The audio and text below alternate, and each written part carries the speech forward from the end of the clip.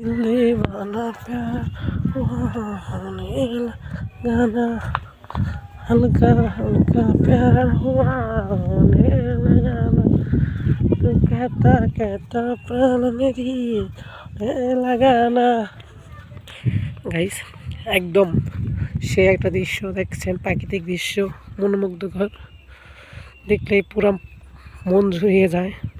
এরকম দৃশ্য সব জায়গায় আসে না এবং পাওয়া যায় না। গ্রাম্য পরিবেশ এটা হলো আমাদের টাঙ্গাইলের গোপালপুর ঝাউল ইউনিয়নের বিরাট একটি রেল লাইনের পাশে অবস্থিত।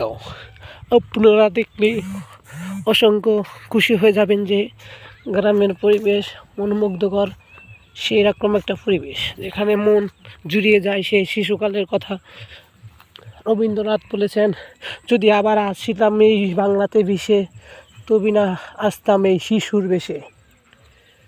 রবীন্দ্রনাথ বলে আরও গিয়েছেন যে শৈশবকালে ফিরে যেতে পারতাম আবারও, সেই শৈশবকালের কথা বারবার ফিরে যেতাম। শৈশবকালে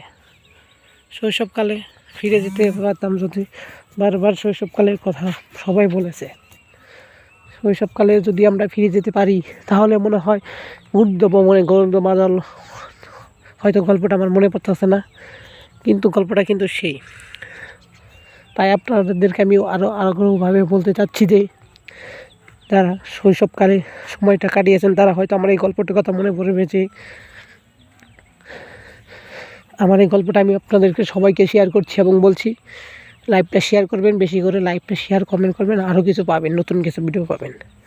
তো কথাটা হচ্ছে যে গাইস, আপনারা দেখতে পারবেন যে একটা গল্প আছে না, যে একটা কবিতা আমি বলছি আপনাদেরকে, সবাই মনে রাখবেন, যে শৈশবকালে ফিরে যাওয়ার গল্প।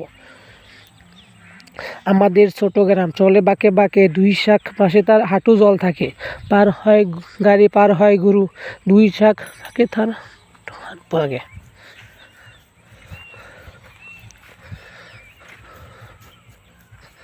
ঠিক আছে গাইস, এখন আপাতত ভিডিওটা স্কুপ করতেছি এই কারণে যে অসংখ্য গরম।